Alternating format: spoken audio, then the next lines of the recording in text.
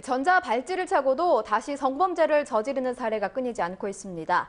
전자발찌가 장신구가 돼버린 것 아니냐는 비난이 쏟아지고 있는데요. 이 전자발찌 제도의 문제점과 보완책을 짚어보겠습니다. 신경환 기자 나와 있습니다. 안녕하세요. 안녕하십니까? 네, 전자발찌 부착 제도가 도입이 된 지 5년이 지났습니다만 전자발찌를 차고도 범행을 저지르는 범죄자가 너무나도 많습니다. 이 전자발찌의 효과가 거의 없다고 볼 수 있는 거 아닙니까?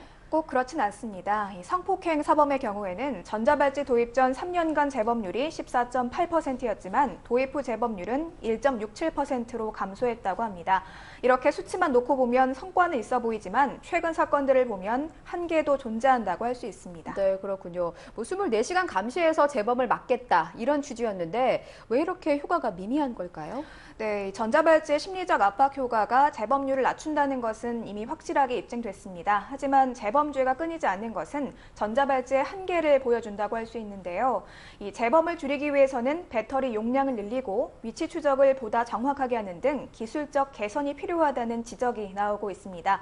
이외에도 제도적인 접근이 필요하다는 게 전문가들의 지적인데요. 전자발찌 제도의 보완 방안을 취재했습니다. 영화의 한 장면입니다. 예지 능력자들을 이용해 범죄 발생을 사전에 차단하는 미래 사회의 모습을 표현했습니다. 영화에 등장하는 시스템처럼 범죄를 사전에 차단할 수 있는 기능이 추가된 지능형 전자발찌가 개발되고 있습니다. 지능형 전자발찌는 최신 IT 기술을 활용해 범죄 징후를 사전에 알려줍니다.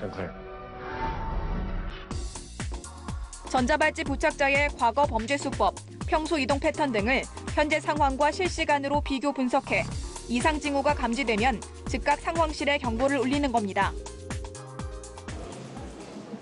과학기술과 정보통신 기술의 발전을 이용한 그런 새로운 형태의 전자발찌들이 실제 현장에서 사용이 된다면 그런 것들을 통해서 지금 현재 사각지대에 이제 놓여 있는 그런 부분들을 좀 줄일 수 있는 그런 효과는 있을 걸로 생각합니다. 지난해 11월 특정 범죄자에 대한 위치 추적 전자장치 부착 등에 관한 법률 개정안이 통과됐습니다. 긴급 상황이 발생했을 때 전자발찌로 용의자의 위치 정보를 우선 파악한 뒤 나중에 영장을 처리할 수 있도록 하는 내용입니다. 이전까지 경찰이 전자발찌를 부착한 용의자를 추적하려면 먼저 법원의 영장을 받아 법무부 보호관찰소에 제출해야 했습니다. 그 사이 용의자가 다른 범행을 저지르거나 전자발찌를 끊고 달아나는 사건이 잇따르면서 내려진 조치입니다. 전자발찌 부착자에 대한 관리를 강화하기 위해 법무부와 경찰의 협력 시스템도 강화되고 있습니다. 범죄자의 신상정보 공유 시스템을 구축한 겁니다. 이를 통해 전자발찌 부착자의 이름과 주소, 실거주지 등 9가지 정보를 공유할 수 있게 됐습니다. 이 같은 기본 시스템을 바탕으로 지난 7월부터는 훨씬 진화된 대응 체계가 갖춰졌습니다. 바로 112 스마트 시스템입니다. 서울지방경찰청 종합상황실, 경찰서 112 신고센터로 성추행을 당했다는 여성의 신고 전화가 걸려옵니다. 여성이 있는 곳의 주소를 112 신고 통합 시스템에 입력하자 반경 500m 안에 사는 전자발찌를 차고 있는 성범죄자들의 신원 정보와 거주지가 뜹니다. 정보는 곧바로 현장 근처 순찰차로 전송됩니다. 경찰동 19-19번지 어떤 여자가 성추행을 당했다고 하는데요. 그 부근 성범죄 대상자, 전자발찌 신상정보 대상자가 지금 뜨고 있습니다. 참고하시기 바랍니다. 112 스마트 시스템을 통해 전자발찌 부착자의 신상 정보를 전국 경찰서와 지구대는 물론 순찰차 내비게이션을 통해 확인할 수 있고 오는 11월부터는 스마트폰으로도 볼 수 있게 됩니다. 112 스마트 시스템은 성폭력 범죄 신고 접수 시 112 지도상에 그 신고 위치 주변에 거주하는 성폭력 전과자 총 28,000여 명의 성명, 주소 등을 실시간으로 자동 현출하여 우리 출동 경찰관에게 통보해주는 시스템입니다. 112 스마트 시스템을 통해 경찰의 성범죄자 감시 기능과 성범죄 예방 효과가 강화될 것으로 기대됩니다. 112 스마트 시스템은 아직 걸음마 단계지만 성범죄 초기 대응을 보다 효과적으로 할 수 있다는 현장의 기대감이 높습니다.